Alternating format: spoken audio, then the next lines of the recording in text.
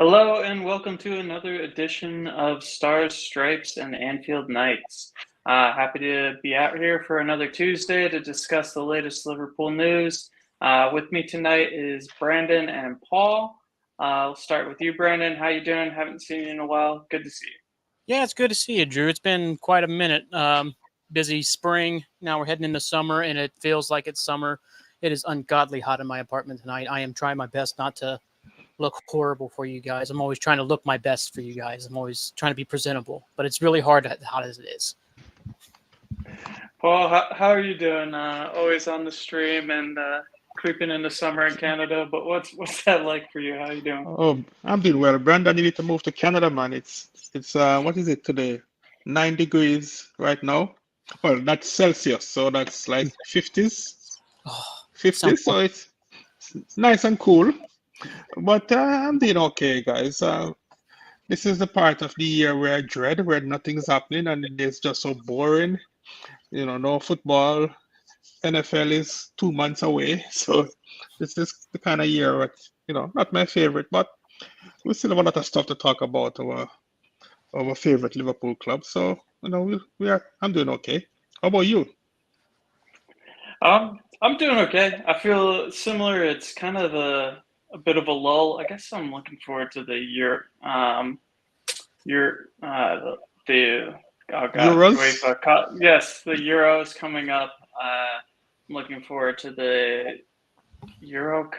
I'm blanking. I'm sorry, but tomorrow's So are game, you Leverkusen and Atalanta. okay?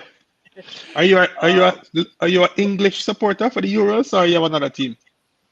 I was when I was growing up, but like less so now. I feel like as England's getting better and better, there's a bit of an arrogance, but I guess that's international side on all fronts. Like I can't speak as an American. Our side's pretty terrible, but Right. yeah, it's but basically, Paul, the lull right now is before the Euros start, end of the year. I think Klopp's leaving. Kind of, I'm wanting to press on and move on in some ways, but also, yeah, the last Klopp game, it kind of hit me, but in a weird way. I feel like the ceremony was a bit awkward, but just Klopp's person came through. Trent crying, Virgil crying, like those were the moments that got me. But Paul, how did that? We'll start with Klopp briefly before moving on to Slot and pushing forward. But the farewell ceremony, how did that hit for you? What was that experience like for you? To be honest, I got through that last game a lot better than I feared. When when when Klopp announced several months ago that he was leaving at the end of the season, that last game, I was kind of not looking forward to that last game. I was dreading that game. But I guess it kind of helps that there was nothing on the line, so there was no tension. We were fixed at third spot. We couldn't go up nor down. So the result of the game didn't matter much, other than the guys were desperate not to lose the last game under Klopp. But then once the game started, for the first 10, 15 minutes, there was just one of those weird games where there was no nervousness. Wolves seems to be just backing off for the first 10, 15 minutes, as if to say, okay, guys, you don't need a game. We don't need a game. We're just here to celebrate Klopp. Let's just play out a nil and then go home. So it was kind of one of those weird things. At the end of the game, with the all the celebration going on, it I guess because we knew that we already have a manager and then we knew so much about him that I really gonna miss Klopp. But rather than being sad, I was more enthusiastic. I was more hopeful. I was more excited about what's to come. So life goes on. He's the best manager that we've ever had in our lifetime. But let's hope in another 10 years we're saying the same thing about Arne. You just never know. But the good thing is Klopp is leaving the club in a very healthy state in terms of the squad. We have no FFP issues. We don't need a major rebuild. He has done a wonderful job with the youngsters, and he has gotten all of the fans to kind of back and love the team. So, and even the guys that just started last year, they seem to blend right in, and it just seemed to be a happy bunch. So, other than the two guys that are leaving because their contracts are up, I think the team is very settled. So there should be not too much upheaval with the changing of the guard with the new manager. So I'm hopeful. I totally agree, Paul. I think Klopp left the club in a really good place. And as far as I've been following, I've seen Benitez leave, then I guess Hodgson, Dalglish, Rodgers. Mhm, Those were the four managers that I've been mhm, following since a Liverpool supporter. And, I know Rafa's history, but I feel like none of the managers, and Dalglish maybe just from history-wise, left with head held up high, but I felt like this was the first time seeing just a true ceremony for an outgoing manager. And Brandon, before we move on to Slot, who also received his outgoing ceremony from Feyenoord, which was great to see. How did the Klopp ceremony, the last game, how did that hit you emotionally? Oh, it hit me really hard right in the feels. I have a massive love affair for Klopp. Like this whole him leaving has been very tough for me to take. I have been kind of trying to be excited. Like, I want to be excited going into the unknown. Like, I know we've going to be great under Klopp for years and years and years. And I do like the idea of going into something fresh and new, but it was really hard to let go of somebody I didn't think I was not ready to let go. And then he delivered his speech and he got me excited for Slot to come in. He got me excited about the club. He completely turned my spirits around just by himself. So, I mean, that's just the type of guy he is. I mean, he's left the club in such a tremendous place. The infrastructure is there to go forward with the training center, all the upgrades to Anfield, everything. Like he has stabilized the club that was really on the precipice of being a mid-table club. With Rodgers, Rodgers had Suarez save him for that one season. The other guys perform, but really he was I think sixth and seventh in the years around Suarez's magical year.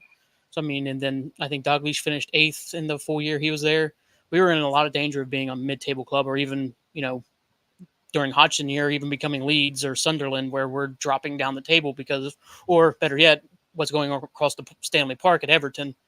Like to come in like this is. I came in after you did, Drew. So I came in during the Hodgson season. So that's a great time to become a Liverpool fan. I'm just glad that I've got that one like linchpin. Like if you talk like the older Liverpool fans, they'll say, yeah, Mo's great, but he's not John Barnes or he's not Kenny Dalglish. He's not, these players they grew up with or the team they really romanticize. We have that now. Like we can always, as great as we can be in the future, nobody's going to be Bobby Firmino to me. Nobody's going to be, Virgil van Dijk at the back. It's like, yeah, he's great, but he's not Virgil. He's not Allison. And Klopp gave us all of that and even more. And watching his wife cry in the stands is what kind of got me going. His big embrace with Virgil got me going even more. And then him saying, I just asked you guys to become believers. You guys became believers was probably the moment where I'm like, yeah, we're going to be okay. Like we're in such a great state. And I mostly just really enjoy the fact that we got to experience the 9 years. Yeah, definitely. I think like the simple like danke Jurgen thank you message is just I don't think he can receive enough praise for his time at Liverpool and picking up the club when it was down and leaving them, as Paul said, in a good place for Slot to continue. So yeah, just a big thank you to Jurgen. He'll always, you'll never walk alone. That always meant so much to me as a supporter, and I think Jurgen feels that as well. Every Liverpool fan does, and Jurgen will always be a part of the Liverpool family and the history, and one of the top managers of the club. And yeah, I was glad to see that ceremony recognize that.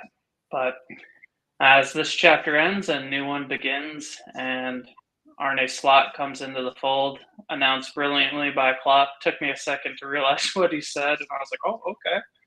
But yeah, Slot. It was great seeing all the Feyenoord celebrations or ceremony as well for him because it's for me that's like the best kind of recommendation you can get is from the supporters of your previous club. I think, Klopp had that from Mainz and from Dortmund, and to see Slot get that from Feyenoord and to see what he's done there, looking into that, it's getting me very excited. And before we delve into the Slot questions, I'll jump ahead of this before Steven gets on me, but we do appreciate everyone joining the stream tonight. If you enjoy the content, please like and subscribe. But more importantly for me, and just engage with the content, please drop your comments and questions. We really do appreciate everyone tuning in on these Tuesday night Star Stripes Anfield nights. It's a great community, and we love the people that join and are part of it. So we'll start off. Arne Slot. We move on, and he takes control of the club. June 1st, I believe, is his first day on the job. And Paul, you said that he's got a perfect crop of players, or at least he's in a good place to take over our squad. I can't imagine a better scenario for most managers to come in compared to recent leavings and big chapters closing. But I'm going to start off with just lines of questions, and we'll start with the first one. We're going to start straight squad. Slot plays the 4-2-3-1. Who are players, do you think, coming to the end of their contract that we need to nail down? Now, Van Dijk, Trent are the ones that are coming ahead, but who are the 3 players that you think need to be in the squad and need to be the leaders in the squad? Well, of course, there's the obvious 3, which is Van Dijk, Trent, and Salah. But there are a couple of players that I think is going to be big for us going forward that we need to probably build a team around. And Harvey Elliott is a player that I've been having a lot of love for lately. To me, I'm not sure if it's because he's left-footed and I love my southpaw, but Man City is clearly building around Phil Foden, who is that kind of a left-footer, not fast enough to be a winger, but kind of that right-sided number 8 versus our number 10 inside. Chelsea have that same player in Palmer, and I think we have that player in Harvey Elliott. So we need to build around some core players. I have a sneaky feeling that Trent will be moved by Slot to the midfield, or at the very least, Trent will be seeing a lot of time in the midfield.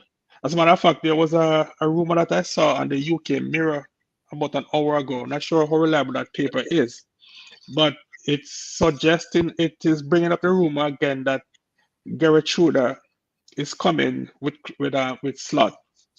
So if that should happen, because he's primarily a right back, even though he can play centre back, then that would mean that it's possible that Trent will be playing a lot of time in the midfield, and then probably somebody like Joe Gomez. I would not be surprised if Joe Gomez is one of those that is sold, because let's face it, we need to bring in 3 or 4 players. We need to bring in 2 centre back. We need to bring in a number 6. We need to bring in a right winger. Other than the 2 that is leaving, which is Thiago and Matip, especially to find playing time for the abundance of young midfield talent that we have, we probably need to sell 1 or 2 players. So I am looking at Gomez as a possibility. And I'm going to surprise you guys. I'm also looking at Konate. Now, 2 months ago, I would not be saying this about Konate. But Konate has sort of drifted away a little bit recently. His performance has not been what we expect of him. Probably that's why he has been spending so much time on the bench behind Quansah now. Plus, his injury record is not the greatest. So if we are going to bring in 2 starting caliber centre back, I am wondering if Gomez and Konate might be on their way out. Curtis Jones is another one that before the injury in the middle of the season, he was one of my favorite player, but he seems to be, you know, taking a couple of steps back since he is returned from injury. So I started to wonder now if he is in the long-term plans of Liverpool. I think what might save Curtis Jones is that he's not crazy expensive and he's also homegrown. He's a Liverpool boy. But then again, Edwards and company, they have a reputation of being ruthless. So it's going to be interesting to see how the squad pan out over the next 2 months going into next season. But I expect to see some changes. I think there are going to be one or two signings that surprise us. When I say signing, I mean big signings, players that can contribute right now that we didn't expect for big money. And I think there are going to be one or two departures too that will surprise us. The thing with Liverpool is that they do a lot of the work behind the scenes, which is the proper way to do it. So we are entering silly season now. We're going to be a lot of rumors every day about players linked to us. But I suspect that when we hear about a signing, we are going to be very surprised. But the squad is in a decent shape either way. So I don't think we should worry too much. Whatever they decide to do, I think we will be fine going into next year. So I am not too concerned, really. But at the same time, we just wanted to know. We're just impatient. We just wanted to know. But I guess we just have to just wait and see what happens. Yeah, I'm sure Arne Slot will want to know who's in the squad as well. Get his hands on them, so to speak, to see who fits his system, who doesn't.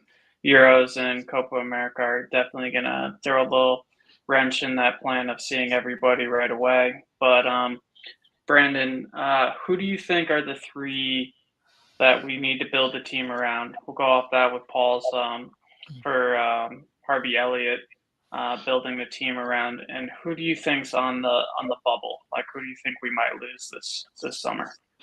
Yeah, the Harvey Elliott shout is probably the easiest one. The way he played down the stretch, and even Klopp saying I should have been playing him more, is a great testament to how much he developed this year. He's one definitely you can build around. The other ones you got to find a way to keep Van Dijk. He doesn't show any signs of slowing down. He is still, in my mind, the best center back in the world. If he's not, then he's 1B. You maybe can make arguments, but you're always arguing against how good they are compared to Van Dijk. They're never, like Saliba or a couple other ones who are great players, but nobody's arguing that Van Dijk does this as well as Saliba. They're always arguing Saliba does it as well as Van Dijk.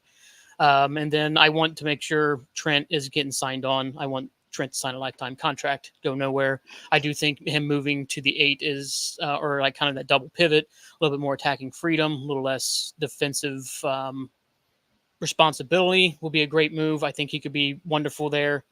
In terms of people sold, I don't think Joe Gomez is going anywhere. I think he's just too versatile and important to what we do. I just don't see it happening.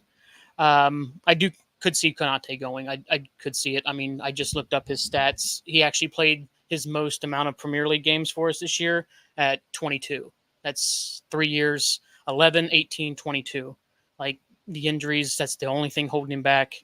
And the way Quansah played down the stretch, that's a shout. I'm trying to think if there's anybody. Salah, I think Lucho Diaz. Lucho, as long as the money's right. The way he carries the ball, the way he can play, he was one of our best players for a couple months in this season.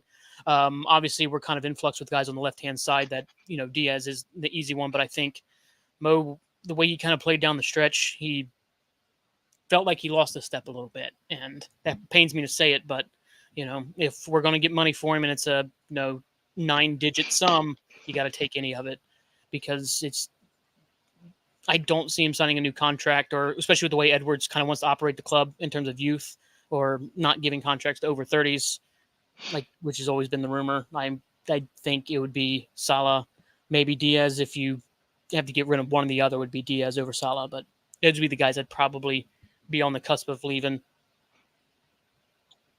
Yeah, I definitely think it's good. Oh, sorry, Paul. Go on. Right. I just wanted to. I'm hoping that well, should say hope. I would not be disappointed if Luis Diaz is sold because we tend to criticize Darwin a lot for all of those missed chances, etc. But what we're overlooking, Diaz played quite a bit more minutes than Darwin Núñez. As a matter of fact, of all of the front five, I think Diaz played the most minutes, and he has by far the least amount of goals and goals contribution. Just looking at it here, I'm not sure if this is all competition, but this is telling me that Salah had 18 goals, Darwin Núñez 11, Jota 10, and Lucho only 8. So Lucho has been, I mean, when he's playing, he seems to be very busy, but obviously, if you look at the numbers, his output should require more scrutiny. So I think we should be getting more from Lucho, and we don't criticize him as much as we criticize the other guys. So if we are going to shake up the squad, I would sell him if we can get 60, 70 million. I'm not sure if we could get that much, but anything in that ballpark, because I am convinced that Szoboszlai would be better either as a 10 or as a left winger. I'm anxious to see what Szoboszlai can do on that left wing. So I would add Lucho as one of the players that I expect to leave, or I would like to see go, because it doesn't matter how the players look good. Every year you have to freshen up the squad. You have to have a couple of players leave and a couple of players come back, because if you have that sameness year in year out, you tend to have a drop off in performance. So you need to have one or two players leave, and I think he is one of the 5 of the front guys that I would like to see go. Plus, he's also the oldest, I think. So that's another thing. I agree with that, Paul. That's for me. I think I don't think FSG would decline a ridiculous $100 million bid for Salah at this point, but at the same time, right wing for me is the one where we don't have much cover at all, or like the direct like for like replacement. We have bodies that can fit in there, but left wing seems to be that position where we have so many players that can fill in. So if PSG throw like 70, 80 mil for Diaz, it's going to be hard to say no, especially with Edwards in charge of that, the purse strings. But trying to think on keeping on this 3 players trend. One question I'm curious about to get both of your answers on is, what are the 3 players you feel are on thin ice who have like one more season left? Paul, for real quick, your shout on Konate getting rid of, or potentially we might sell him. For me, I think he's a thin ice player just because of his injury record, as you alluded to, Brandon. For me, my 3 thin ice players are Konate, I'd say Núñez, and I'd say probably Curtis Jones. Yeah. But Brandon, where are you leaning on players on thin ice? All 3 good shouts there. Núñez would have to be one. You'd have to talk about if the consistency and composure is not improving. Like, I don't know, because he's such a talented player, and it frustrates me whenever he goes through these cold spells, because it's all right there, and always just seems he's doing the opposite thing of what he should do. Like, it feels like he goes for a finesse finish when he should just put his laces through it, and then he puts his laces through one he just needs to like wrap around the keeper or take an extra touch and go around the keeper. But when he's in these things, it gets very frustrating. I think, this would be year 3 for Darwin. That'd be somebody you can kind of put on a thin ice watch. And, there's always these crazy rumors talking about how, he wasn't clapping after the game and stuff like that. If he's not all in on Liverpool, then out the door you go. It doesn't matter who you are. Like, even if Trent's not all in, out the door you go. It's Liverpool. But I'd say Darwin would be a shout. I would probably go with the 3 you said over Darwin, but that would be another one I would kind of maybe put an argument forward about. Paul, do you have any other names that you'd throw on? I'll Yeah, take the. Yes. Sorry, Paul. I probably add Robbo to that. The last couple of games he has been quite good, but in the middle of the season, sometimes he just seems to lack the effort. I'm not sure if there are some of the games where we require him to be a little bit more defensive, and he looked a little bit uncomfortable. So, and then again, once you're over that 30 mark, 30, 31, it's kind of hard to be a fullback in a team like Liverpool at that age. Of course, Kyle Walker is the exception, but not many 32, 31, 32-year-old fullback can cover those miles each season. So the team could very well be looking for a rubber replacement as we speak. And I think we agree that Tsimikas is not that guy. So if I should add another guy who probably is in danger of leaving, it's Robbo. Again, we love him so much. He has done so much for the club over the last few years.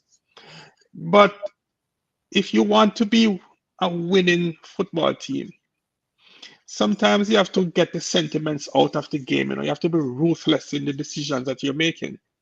We can't keep on too many players just because of sentimental reasons. And that probably is one of the weaknesses of Klopp.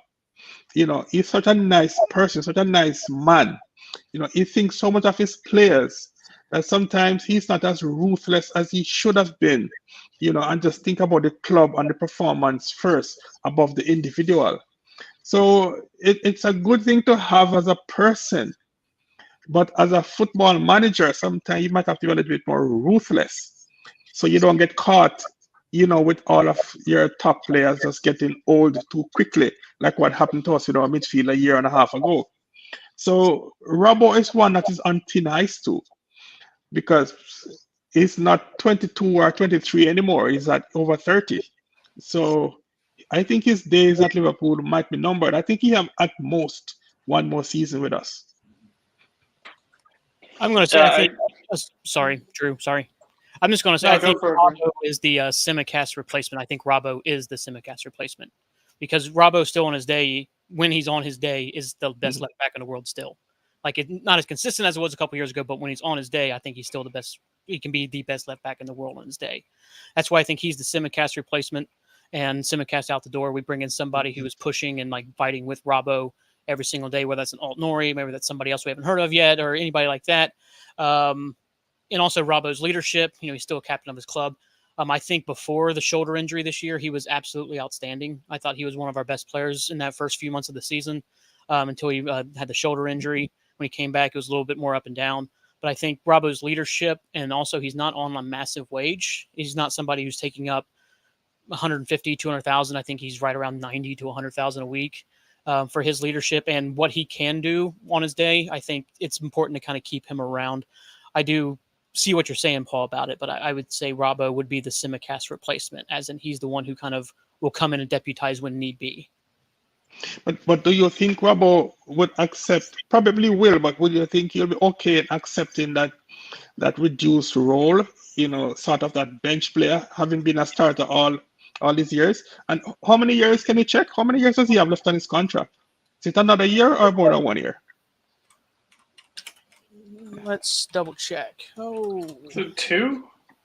Let me see. Is he 2026? Yeah, it says 2026, so he's got a couple years. So because that means he probably have only 1 more year left, because I'm not so sure if the team would want to keep him and have him leave on a free. So it's either going to go after next season, or we're going to give him another year extension, which is possible. But that's one of the things that I don't like about my club. We allow too many players to leave on free transfer. Top clubs should not do that. Yeah, I get where I am unmuted. I get what you're saying, Paul, about like letting people leave. I talked about that before on the show about how we were too kind to certain players. I talked about, I think James Milner was always my example. Like if he wasn't going into coaching, he should have been out of the club 2 years before he was. And I love James Milner. But I think Robbo would accept that position just because, I mean, like I said, you just look at his wage. He could have demanded a new contract with a exponentially higher wage, but he did kind of, he helped the club out in terms of taking that contract that he did, never kicking up fuss. I don't think he's got the diva that Jordan Henderson has, so I don't think he's going to completely throw a fit and, not say anything about the, main part of his career of Jurgen Klopp, not say a word about him leaving Liverpool and stuff like that. I don't think he's going to throw a temper tantrum. I think he would accept that. I think he would understand that. I mean, he is a captain for a reason. But I don't know. I do like it. News is bringing up. We do have Beck and Ramsey in reserves. We do have fullbacks, so we may not have to go spin on left backs. I know Owen Beck has been very highly touted, so I would like to see Slot maybe give a couple of these guys who haven't got the chance under Klopp yet because of loans and stuff, maybe get them a shot before we go dipping into the market. Yeah, it's certainly going to be interesting on Edwards in charge with the ruthlessness of players staying or leaving. I think that the players on thin ice probably won't have long to prove themselves. I hope they do. But, yeah, I'm kind of, as you said, Paul, I think that the sentimentality of Klopp wasn't always the best for the club. We've read reports, that he kept players on longer. He wanted to give Fabinho and Firmino extended contracts. Henderson staying, losing out on like Bruno Guimaraes and players like that. I don't think that will be what we'll see with Edwards moving forward. So it will be really interesting to see how long players are given to kick on, or are they let go. But as Jamie has touched on in the comments, I'll move on to the last question on the kind of players that Slot will have to see if he fits in the team. What about our loan players or our youngsters? Who are we have, I think it was up here, we got Carvalho coming back. So I'll punt this over to you, Paul. Who would you say are the 3 loaned out players or younger players who are on the cusp of breaking into the team that you think should be given a look at next season? The only one that is out that in my mind is crying out deserves certainly a big chance to prove himself is Sepp Vandenberg, that centre back, because he's been doing very well out there in Germany. The problem that Carvalho faces is, I think he's a number 10. He's too small and he's not quick enough to be a winger or a number 9. I think he would make a decent number 10. But why he may not have a future at Liverpool, even if we play a 4-2-3-1, which requires a number 10, is that there are other players that we have in the squad that are more suitable for that role. And I can name 2 or 3. Certainly, he would be way behind Harvey Elliott if we decide to play a number 10. Curtis Jones could be a number 10, can play that role. McAllister can be a number 10, right behind the striker. Even Soboslai. So Carvalho is one of those decent players that I don't think will be more than just a decent player. I don't think he has it in him to be a top player. So I think we would be, if we could get 25-30 million for him, I think we should let him go. You could always put in a buyback clause, just to kind of protect yourself down the road. But there's no point in bringing back Carvalho into the squad right now, in my opinion, because he would be sitting behind 2 or 3 players that are way better than him for the position that he thrives in. Tyler Martin is the other one. He is more like a defensive midfielder. But then again, I'm thinking we were desperate for defensive midfielder last season. Of course we tried to get Caicedo, we tried to get Lavia, all of those fell through. And then in the last, we went and we snapped up Endo for a cut price deal, which turns out to be, value for money. So that is telling me that had the club saw him as somebody who could really do a decent job as a number 6, even if he is not starting, you would expect him to be in and around the squad. So again, he's one of those players to me that I don't think the club actually see him as more than just a decent player. And the type of number 6 we are looking for is a dominant everyday number 6. Somebody similar to Fabinho in his prime. And I cannot say I've seen anything in Martin to suggest that he's that type of player. So as I said, these lone players, especially these midfielders, I don't see where we have a spot for them right now. The players that we are looking to come together and to be big players down the road, and you're looking maybe 2 or 3 years down the road, are the younger talents like Ben Doak and Jaden Dance, Kumas. Those are the guys that we are looking for as really, really talented. But those players, in my mind, are 2, 3 years away. So the other players, as I said, Carvalho, Morton, those kind of players, I really don't see them making an impact anytime soon. So I would say, if we could get 25, 30 million each for them, I would not be opposed to letting them go. If down the road they, turn out to be a mistake that we made, so be it. Sometimes you're correct, sometimes you're wrong, but you have to just make those decisions. Yeah, I'm leaning towards that as well, Paul. I think he's kind of giving me Harry Wilson vibes. Thought that Harry Wilson had an amazing loan spell in the championship, but that might just be Carvalho's level. But right, give him a preseason maybe and see how he does. Maybe I still remember that last minute goal he had against Newcastle. Oh yeah, Newcastle, So there's a player in there. It's just I think along the lines of the ruthlessness that we need if we want to be a top club. You can't hang around, as I say, on sentimentality. You really need the best of the best to be in the squad, and that's who deserves to play. So if he can show that in preseason or give Slot a reason to keep him around. Don't forget we have had players like those that we know are good players, but they're probably not at the standard in which we believe that they can thrive with us. And we have allowed them to leave. You remember Nico Williams that plays for Forest now, Nottingham Forest.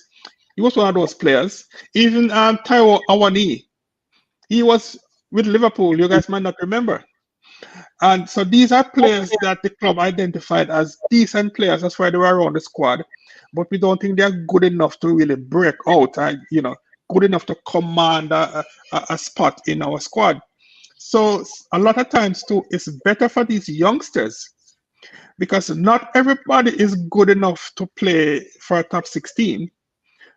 But there are a lot of players in the Premier League that are Premier League players, but they are not Liverpool players, they're not Man City players, they're not Arsenal players. So there's nothing wrong with that. So once you identify that these players are not the type of players that we want, I think it's best for them to just go and find a spot in another team that's a little bit, a mid-table or lower team, and to have a career, without having them to be dreaming and then just never materialize. Definitely getting a good shop window at Liverpool. Brendan, do you see any of the three loaned players that are, maybe have the spark for the Liverpool first team, or any of the youngsters that you'd keep an eye on for the next season? Of kind of the guys who didn't break in this year, like a Bobby Clark or guys like that, I'll kind of exclude them. For like the loan players, I do like Tyler Morton. I think I am, though, with kind of what we need, kind of more of a physically robust type of midfielder to sit in that kind of more 6 role. I mean, I think he's like 5'10". He also seems like he's stick thin. I don't know if he's filled out a little bit at Hall or not, but I mean, he's not like the biggest guy, so I could see him kind of having issues being bullied in the midfield, maybe. But I mean, 3 goals, 5 assists from kind of a defensive midfield position, even at the championship level, that's nothing to really kind of snip. It's too small. Carvalho, I think the fact that we have now in a system that actually fits the way he can play, you've got to give him a shot. Because, I mean, he looked like such a wonderful talent at Fulham that I don't think that talent just disappears because of one bad season. He looked completely out of his element in the championship because of how much better he was than almost everybody out there. He's definitely in that Harry Wilson role, that Adam Armstrong, a couple other guys like that who are just way too good for the championship, but maybe they're not good enough for the Premier League. But I think he's definitely earned the right to, since we're in a system now that really can kind of play to his talents, to kind of see him develop in this team, or at least have the opportunity to do it. It may not be in the summer. If he doesn't, kick on in the summer, it doesn't look like he's going to make it, you can always move him in the winter. I think Owen Beck would be the other big shout for me. Like, I think he's the one that may be in the first team picture big time next season. Maybe surprise first game of the season starting. Like, I think he's an excellent left back in the making. I think he really could have a great surprise run this season, and really can make that left back his own. I think Owen Beck would probably be a number one shout. Carvalho deserves a shot. I want to see Morton in the team. I mean, he's got a great eye for passing, but I think if you're going to do a double pivot, you need to find also and still another 6 to find. He's not going to be the one that's going to save us from having to get another 6, because we need somebody who's a little bit more physically robust guarding that back 4. Yeah, I'm curious to see Owen Beck, see if he gets a chance next year as well. Good chat, Brendan. And we'll wrap up that for the current domestic work. I am kind of interested to see what we do with the goalkeeper Jaros. He's had an excellent season. Whether he becomes the number 2 and we move Kelleher on, or how we work there, because I think he's been absolutely excellent. Obviously, we have Pete DeLuca in the wings as well. I think he might be hopefully the long-term successor to Allison. But I'm wondering if we go into a different backup keeper and maybe move Kelleher on, especially after such a great season he had. I don't think his value will ever be higher than it is right now. Yeah, goalkeeping position, as you said, as Adrian moving on, we're going to at least see one new face lining up for us in that regards. Kelleher might move on as well, so a good shot on the goalkeeper as well. As for, I'll pass over the rumors and the potential signings. As Paul said a while back in the stream, we're going to get a lot of the rumor mill coming through in weeks to come.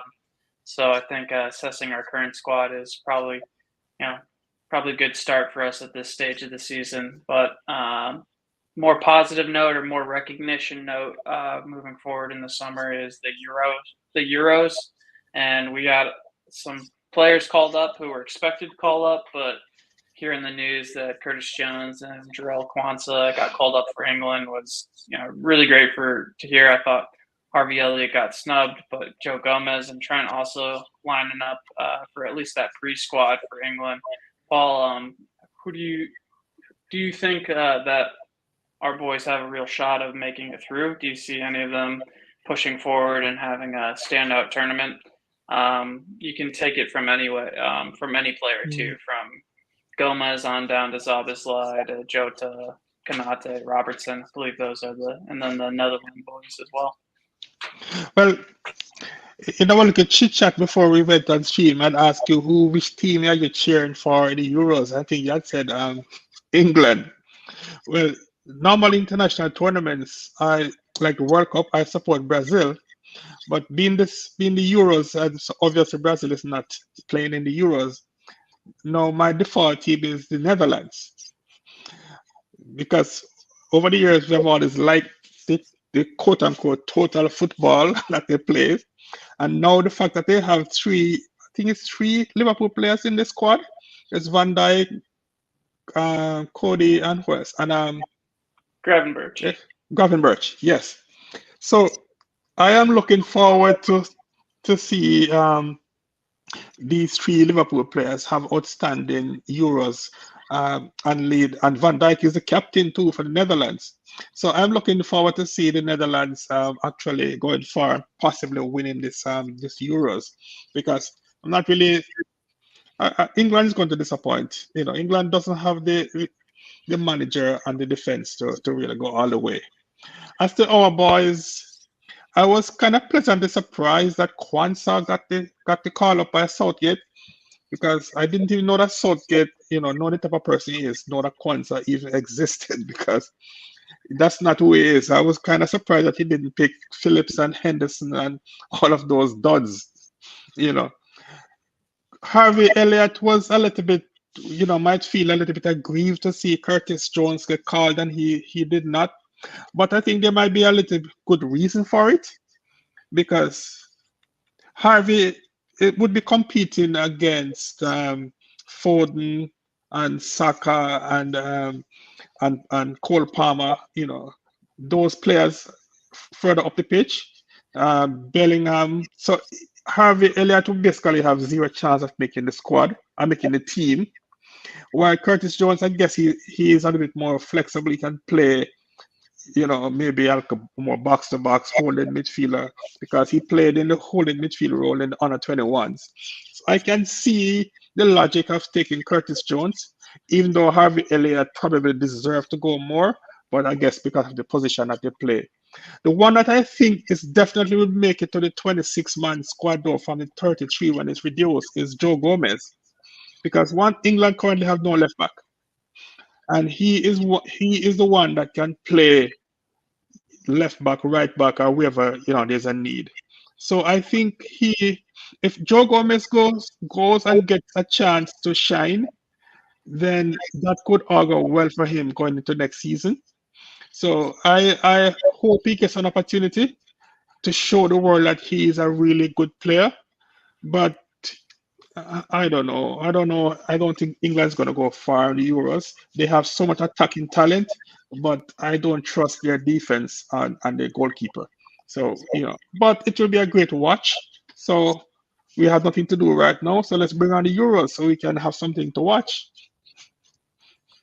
Yeah, definitely. I dread the summers where there's absolutely no football. So I'm excited for the Euros to come around. But Brandon, out of our boys, who are you excited to see in the Euros? And do you think for the England lads, do you think who's going to make it through that to the short list, to the actual tournament? Let's see. I'm kind of the one, I don't care at all about national football, like the internationals. It's like such a lost topic for me. I find most games there boring. Liverpool all the way. I'm excited to see. I think Paul's right there with Joe. I think Joe could have a good tournament if they let him go instead of trying to play what's his face Shaw from Manchester United. Let him kind of do that. Hopefully Jarell can do something in camp and, kind of get into the main squad. I just don't think it's going to happen. But the most one I'm excited to see, I want to see Van Dijk, lead his team to glory of all the teams. I'm just trying to look over who's got what and what teams in like the draw. I guess England's against Serbia, Denmark, and Slovenia. I mean, they should be going to the knockout stages, no problem. But I don't know. I'm just one of these. International football just doesn't interest me all that much. Yeah, that's fair. I don't know. That was how I first fell in love with football. I was watching the World Cup back in 2006. So that for me was kind of the launch into watching it. But yeah, I'm curious. I agree with you both on Joe Gomez. I really hope he does get a significant amount of game time for England. I want them to do well, but yeah, there's something just a little off for me with the team. I don't think I want to see them win as much as that was the international team I supported throughout my years of following past 15 years. But last few tournaments I've kind of been disillusioned with England, but definitely hope Trent gets also some sort of justice in the squad if he gets his chances and really shines, because I think he's the type of player that squad needs. Just way too defensive. As far as you were saying, Brandon, of unattractive football in the Euros, I think England definitely deserves that moniker. But yeah, I'm curious. For me, my dark horse of the Euros, I'm going to say Hungary. I think with what I've seen with Szoboszlai and the Hungary team, like how they've gone through, I always used to say Denmark, and in the tournaments that they performed extremely well as a team and they were a tough team to beat, or Switzerland. I remember when they upset France. It was like, I think there's the special quality of where you don't have like a group of individuals showing up like superstars, but you actually have a team that works hard and works together. So I'm curious to see if Hungary will prove me a good foreseer on this one. But Paul, who are your teams? You just said Netherlands, but yeah, my dark horse the team that I think would be very dangerous is Portugal. Because Portugal has some good players, you know. Yes, there is their captain is Ronaldo is about 50 and still playing. But there is Felix, there is Bruno Fernandes, there is our guy Jota, there's Rafael Leo. They have some good players in Portugal. There's Cancelo. So I think Portugal might cause some upset. I just have a feeling that England's going to stumble around about the semis or somewhere. You know, I don't know if it's against France. I'm not sure how the draw will pan out. But I mean, if England win, you know, it wouldn't bother me. But I just I'm not accustomed to seeing England win anything. So I think it's going to be the Netherlands. Germany might surprise because they are the host, and you know they have had a terrible run in international football the last year or two, especially the last World Cup. So it's going to be a good tournament. Let's hope we see some good football, and let's hope we don't see too many injuries, especially our Liverpool players. Let's hope Jota come back in one piece. We can't afford to lose Van Dijk, you know. And I want to see Gravenberch get some real game time too. I'm hoping he starts and really put on a good show. But I guess let's hope we have a good tournament because right now we have nothing else to see, to watch. So we just can just hope. But before we go, I want to ask you guys your opinion on Chelsea looking for a new manager again. Oh God. I'm actually Yeah, shocked. By the end of the season, Poch had actually kind of done a decent job. Got him all the way up to 6th. Like that team is probably an elite striker away from being a really dangerous side next season. I don't know. I'm kind of shocked that they didn't try and they definitely saw progress by the end, especially giving him all these different Lego parts, and he finally started building something that you can see and actually hold. So I'm actually kind of shocked that he's gone, but it might just be such a disaster behind the scenes. Like, thank God I'm out of this place. The only other thing I want to say on the Euros is that if Joe Gomez scores a goal in the Euros, I'm going to lose my mind. I will lose my mind if Joe scores at the Euros and still hasn't scored for us. I will lose it. And I'm with Jay Muse. I'd put money on Italy. Yeah, Paul, Chelsea. I can't imagine what it's like being a player for Chelsea right now on an 8-year contract, and just seeing the roulette wheel of managers just get taken down. But yeah, that's a joke. Thomas Tuchel left Chelsea, I think, in 2022. Since then, so you have Tuchel, Lampard, Potter, Lampard times 2, and Poch. So that's 5 managers in 3 years. Tuchel, Lampard, Potter, Lampard, Poch. I know they're looking for another manager.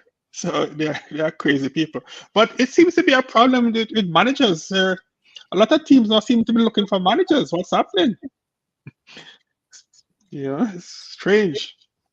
I just find it odd that Bayern is having such an issue finding somebody to manage Bayern Munich. Like, it seems like nobody wants the job. And that's just like mesmerizing to me, just because it's like they've only lost, first year not winning the Bundesliga in 12 years? 11 or 12 years. And they have Hurricane. Yeah, they have like a pretty good team to build around. They have great youngsters, Musiala. Like, they have good players everywhere, and it's like nobody wants the job. And it's surprising to me. Yeah. I think it might just be the fact that ultimately the goal for them is always to win the Champions League. Like, that's Bundesliga is not good enough. Winning, cup doubles or domestic doubles aren't good enough. You got to win the Champions League. And I think that might just be like, you're asking. Hurricane curse. The Hurricane curse is real. Maybe that's where Poch is going. It definitely seems like I don't know. I feel like it's a bigger task at the moment because they didn't finish second either. They finished third. They finished third, yeah. Yeah, it kind of reminds me of like the PSG job, where it's, to a lesser extent, PSG is always going to win or always going to be there. Maybe the odd year where they completely screw up, like they did the other year. But what kind of manager is really looking for that challenge at this stage when it's not a shoo-in? Well, how do you explain the hurricane curse? Because I believe there must be a curse. How can you have a team like Bayern that won 11 years in a row, and they won something like 17 of the last 20, or some ridiculous thing like that, but 11 in a row, and then he goes there, he scored over 40 goals, and they finish third, and just ridiculous. I don't even know it with that one, Paul. But just so we don't forget our South American neighbors here, I'll touch briefly on Copa America before we wrap up with some final questions. Copa America this summer also got Allison, Alexis McAllister, Diaz, Nunez, all most likely going through the tournament. And as you said before, Paul, for me, fingers crossed, all tournaments, no injuries, everyone back, some sort of rest, ready to go for the next season. But I'll keep it brief with this one. Who's your shout for Copa America? Start with Paul and then you, Brandon. Uh, I kind of like Uruguay. I think they are a team that's on the up and up, and Darwin is very comfortable when he's playing for his national team. I'm not sure if Suarez is still playing for them or he has retired, but maybe I'm picking them because I want them to do well, because I want Darwin to have a strong tournament and come back to Liverpool, with his tail high and a lot of confidence.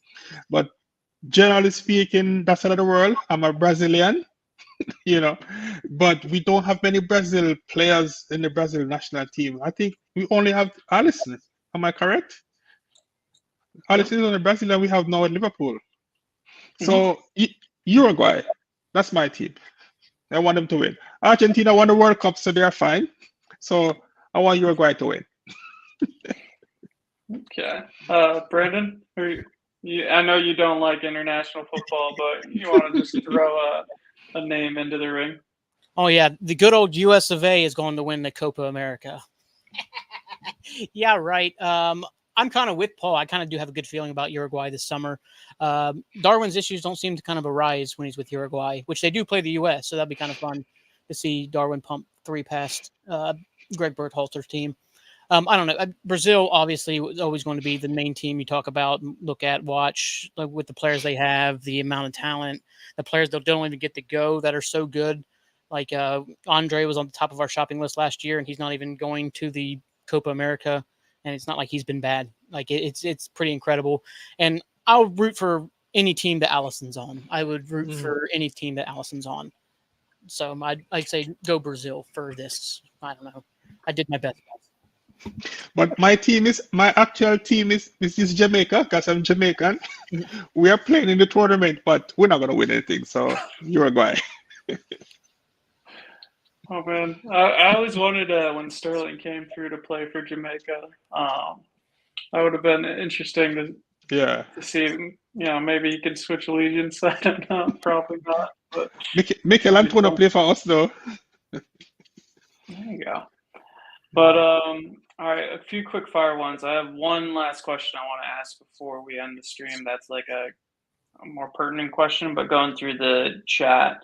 Everyone, again, thank you for coming for Tuesday night, Star Stripes Anfield Nights. We really do appreciate everyone who joins the stream. Chime in on the chat now if you have any last questions you want us to answer before we wrap up. But this was the word I was looking for at the start of the stream, Paul. Europa League. The Europa League final tomorrow. Who are you picking for your Europa League winner, your conference winner, and your Champions League winner? For the Champions League, I want Dortmund to win, just because I'm sick and tired of Madrid winning everything. So anybody but Madrid, even though I suspect that Madrid is going to win. For the Europa League, I don't like Leverkusen as much as I did before Xabi Alonso ditched us, But I think they're going to win. Who they're playing? They're playing a team that beat us, right? In the final. So Atalanta, okay, Leverkusen, they're going to win. I think it's going to be anticlimactic. I think they're going to win easy. maybe 3-1 or 4-1 or something. So Leverkusen gonna win on Thursday. I want Dortmund to win the Champions League, but I think Real Madrid is gonna win. For the Conference League, I don't even know who's playing, so I really don't care. I won't watch that one. Oh, it's Fiorentina and Olympiacos. I don't care. I have no idea. I will only watch if it goes to a penalty shootout, because I love penalty shootout if my team is not playing. Fair. All right, Brendan, who are you going for Champions League, Europa League, and if you want Conference League? Champions League, I'm kind of with. I really want Dortmund to win. I really would love that. It's an unbelievable ask for them to be able to pull this off, because we've been one of the best teams in the world, and we still can't figure out a way to beat Madrid in the final. Like, it's just Madrid's thing. So it's such a tough ask. I would love that. I want to see Leverkusen win. I think it'd be incredible, like, achievement for Xabi to do win the whole lot, invincible the entire season or whatever he's at now. Like, that would just be something that you're probably never going to see again. I really don't think you could ever see something truly like that, except for maybe a lower league team to go through all their competitions. But to be at this level and to be that would be something really, truly great to behold. In the conference final, Fiorentina wins on a former Liverpool great Artur Melo's last second goal. That's what's going to happen. That's what's going to win Fiorentina the Conference League. He may be hurt. I don't know. I just found out he played for Fiorentina 3 minutes ago. So I don't know. Yeah, Fiorentina 1-0. Say Dortmund 1-0. They pull it off. And then Leverkusen 2-1. Okay, solid. I'm on with you guys on all that. Dortmund, I'd love to see that story. Marco Reus's last game. Definitely see Real Madrid losing a Champions League final in my lifetime would be quite nice. And I want, as you said, Brendan, Leverkusen to do it. I want Xabi Alonso to go a whole season undefeated. That'd be epic. And I'll throw Olympiacos out as well, just because I think it'd be cool to kind of see a team that's not really in that top leagues or, win a European trophy. That'd be fun. Go with this question in the comment from Robert McGuire. Can you explain the difference between a manager and coach? I believe this is an American thing. As far as I know, its manager has more say over transfers and everything. Yeah, coach is just the team coach. Is there any, Brandon or Paul, do you have anything to add to that? Or yeah, as it relates to football in England, so Klopp was a manager, so Klopp had a lot of say in stuff that is not football related, staffing, transfers, stuff like that. Whilst Arne Slot, based on what we are told, his job will just be to manage the team, the first team, and to also oversee the under 21s and under 18s, but to manage the football team. When it comes to transfers, his opinion will be sought, of course. They will run stuff by him, but he will not be the decision maker as it relates to player sales and purchases. That's the difference. So it's a little bit less than what Klopp was as a manager. Okay. And the final question I want to ask you guys tonight, before we close the stream, is, Slot has a 3-year contract with us. What does success mean for Slot? What is the definition of a successful tenure for Slot over the next 3 years? Brandon?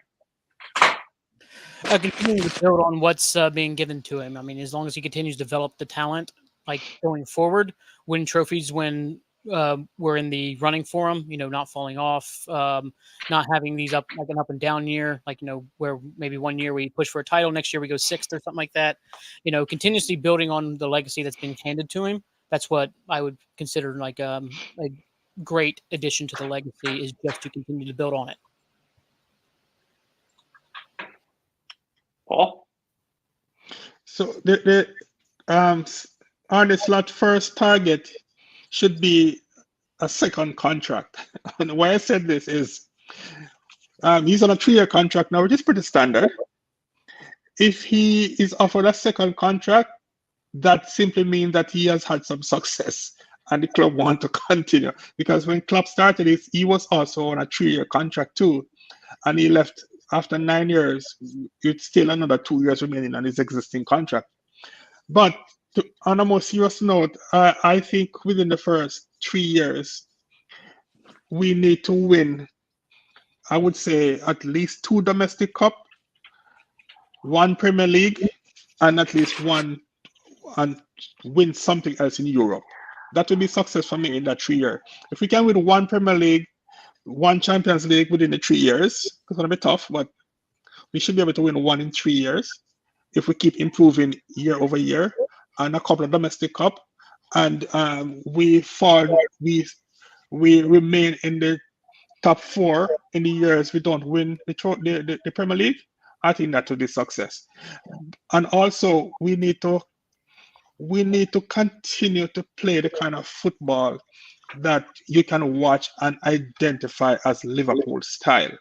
You know, the way we play should not change in terms of it should be what is called easy on the eyes, what they like to talk about. You know, we don't want any drab kind of football like what Thomas Tuchel play or what David Moyes. Those kind of football, we don't want that. We want good entertainment, but we want decent results. And for God's sake, let us have a better defensive record. Not too much to ask. Your lips to God's ears, Paul. I agree with you.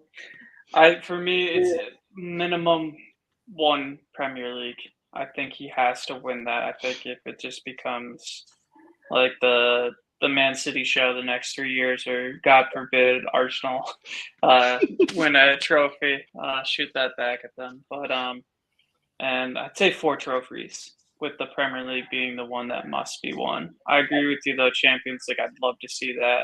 And I don't think it's an either or for Premier League or Champions. I think Premier League has to be won for Slot. I think that'd be a huge statement for him as a long-term manager at the club.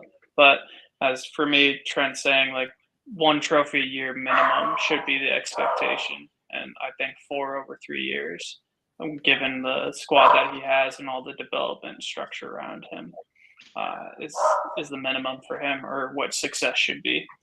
But yeah, any closing thoughts from you, Brendan or Paul, before we wrap up for tonight? Just believe in the manager. Believe in him. Don't overreact if maybe we come out a little slow out the gates next year. Like, give him time. It's a big job to fill. Even for the best of managers, it's tough. You know, it wasn't overnight with Klopp. It took a second to kind of get everything clicking, get the right players in the right positions, play the right style, get the right formation out there. So, you know, he's got the summer, but at the same time, it's like, you know, you're going to have to give him a little bit of time. For me, it's similar. Believe in the manager. Be optimistic, be hopeful, and at the same time, do not listen to the dozens and dozens of rumors that will pop up over the next couple of weeks about players linked to Liverpool. We are signing none of those players. So until we actually sign somebody, don't pay much attention to all the rumors, because there's going to be a ton of rumors of all the different players that are linked to us. And let's hope that the 3 months can just go away quickly, and then we're back into Premier League again. All right. Well, we'll end it. Thank you, Jurgen. Welcome, Arne. And as Paul said, keep your head out of the newspapers until we're back starting next season. But thank you, everyone, for joining us on stream tonight. We host this Star Stripes Anfield Nights every Tuesday night. Paul and Brandon are regulars on the show. We're all happy that you guys join us each Tuesday. If you like it, please like, share, subscribe. Having said that, Stephen will probably get on me, but just appreciate everyone joining tonight. Have a great week. Enjoy the summer and try not to get